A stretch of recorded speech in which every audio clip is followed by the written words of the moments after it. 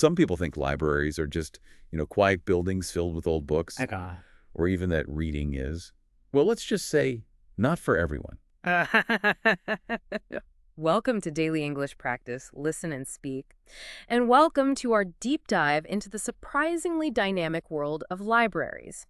Our mission today really is to explore this world. We're using all the sources you've shared, articles, vocabulary lists, forum discussions, even a story transcript. And we want to discover just how incredibly useful libraries can be, especially if you're learning English. That's absolutely right, because when you really dig into the material we looked at, it's clear they're far more than just, stacks of dusty books. They're proper community hubs packed with diverse resources, and a lot of them seem designed specifically to help you practice, improve, and gain confidence using English. Okay, so let's jump right in then. If you want to unlock all these benefits, what's the absolute first thing you need to do? What's step one? Based on everything we looked at, the essential first step is getting yourself a library card. It's described in a couple of places as your key. Your key. Yeah, because it grants you access not just to borrowing physical things like books and films, but also to a huge array of digital resources you can use from home. That sounds important. So, how complicated is the process? Getting one, I mean. Is it difficult? Well, what the sources really highlight is that it's usually designed to be free or very low cost and pretty straightforward.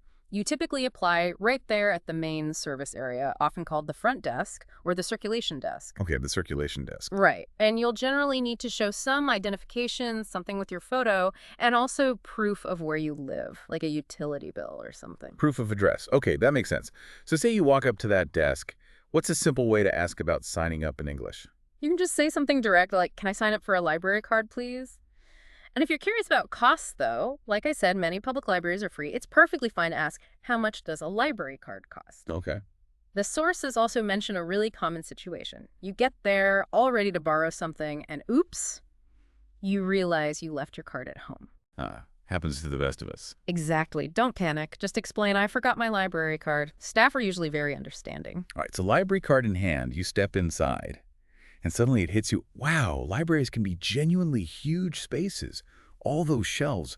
Where do you even begin to navigate? It can definitely feel a bit overwhelming at first glance, can't it? Yeah. But the material we reviewed breaks it down into pretty clear sections. You generally have fiction, right? That's where you'll find novels and stories, imaginative stuff. Made-up stories. Exactly.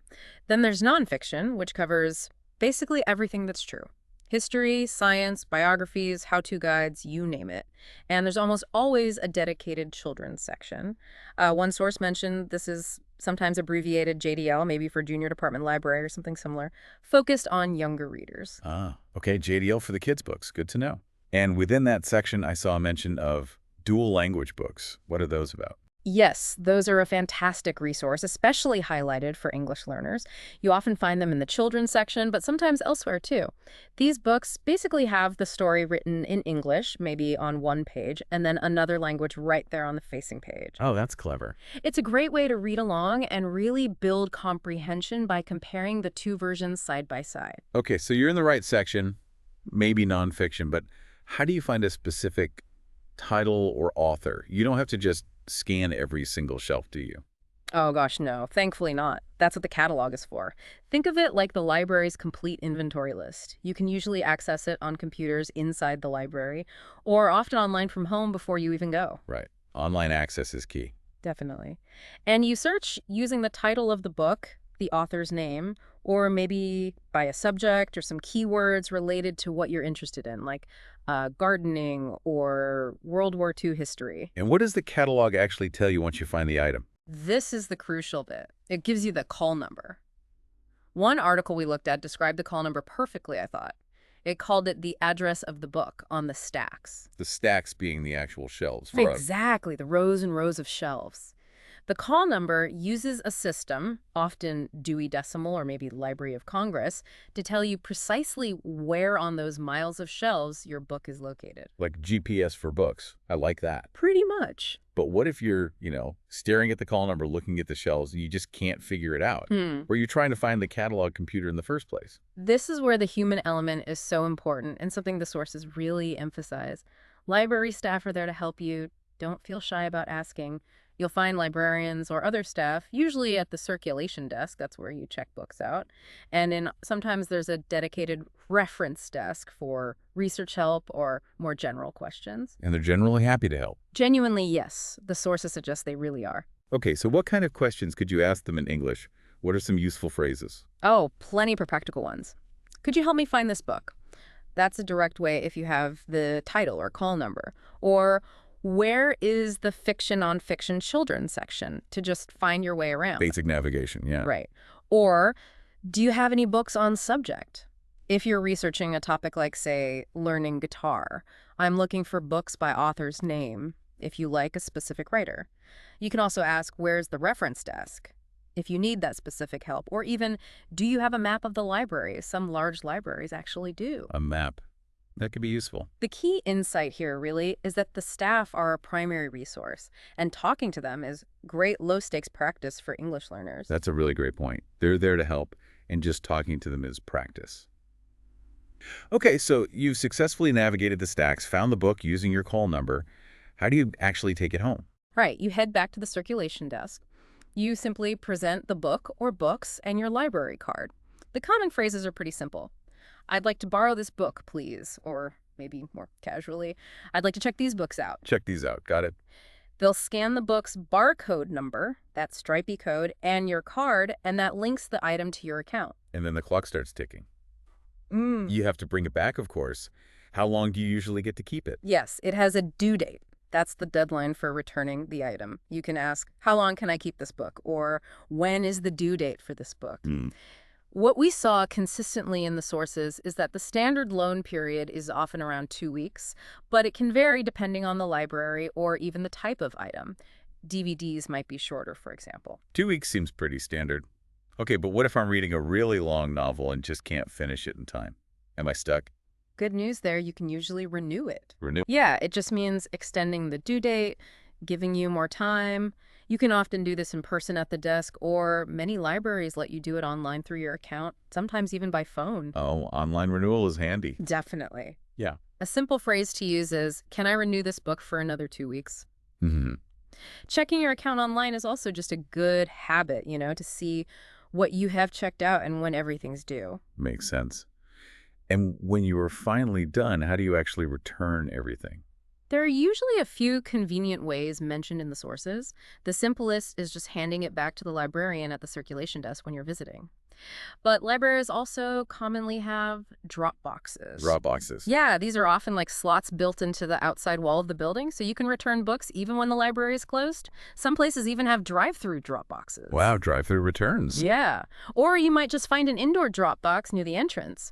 Phrases to use could be, I need to return these books, or asking, where do I check books in? And a point that came up particularly in the forum discussions was about late fees or overdue fines, paying money if you return items after the due date. But an interesting insight is that while these were traditionally common, many libraries are actually getting rid of these fees now. Really? Why is that? Seems to be a move to make borrowing more accessible and less stressful for people. It shows how libraries are evolving, I think. That's fascinating, removing late fees. Okay, let's pivot slightly because this is really vital for English learners. Libraries offer so much more than just those physical books on the shelves. What kind of resources did the sources mention that are specifically helpful for someone practicing English? Oh, this is where the sources really open up a whole world of possibilities. It's quite amazing, actually. Many libraries have dedicated sections for English language learners, sometimes labeled ESL for English as a second language, or EIL, English as an additional language. ESL or EL sections. Okay. And here you'll find materials specifically targeted to help. Things like picture dictionaries for building vocabulary visually, adult basic English or ABE books. These often have audio companions, which is brilliant, so you can read along and listen at the same time.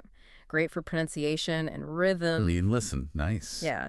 And ESL readers. These are specifically written or adapted books at different proficiency levels, beginner, intermediate, advanced. This is a huge insight, I think, because it means you can find reading material that's challenging but not totally impossible, tailored right to your current level. Much better than trying to tackle a complex novel straight away, right? Absolutely. Finding the right level is key. Exactly. You'll also find books focused specifically on tricky areas like English grammar, improving pronunciation, and just generally expanding your everyday vocabulary. So lots of great physical materials. But what about the digital side? I keep hearing libraries are major players online now. They're absolutely immense online. Your library card is basically your passport to a vast collection of online resources, often grouped into what they call databases. Databases Mm. sounds technical. It can sound that way, but it just means organized collections of information. And the sources highlight resources specifically for language learning. Names like Mango Languages and Transparent Language Online came up. These aren't just like word lists. They offer interactive lessons covering listening, speaking, reading, and writing. An insight here is that using these databases can provide structured learning, almost like taking a class, but totally on your own schedule. And it's usually funded by your library, so free for you. Wow, it's like having a free language tutor available 204/7 online. Sort of, yeah. In that structured learning sense, you also often get access to read-along databases. Read along. Yeah, these are fantastic, especially if you have kids learning English or even just for yourself. The text of a book appears on the screen, and a narrator reads it aloud, often highlighting the words as they go. Oh, that's brilliant for following along and pronunciation. Exactly. And then there are the big platforms like Overdrive or its app Libby and maybe Tumble Books. Your card unlocks countless ebooks, digital books you read on a screen, and audiobooks. Audiobooks are huge now. They really are. And listening to native speakers reading books is just invaluable for improving your listening comprehension and picking up the natural rhythm and intonation of English. So you don't even need a physical book anymore to use the library effectively for English practice. Hmm. What about actually using technology at the library itself? Computers, internet. Yeah, so that's pretty standard now, according to the sources. You can usually use a computer here. They'll have public access computers with internet.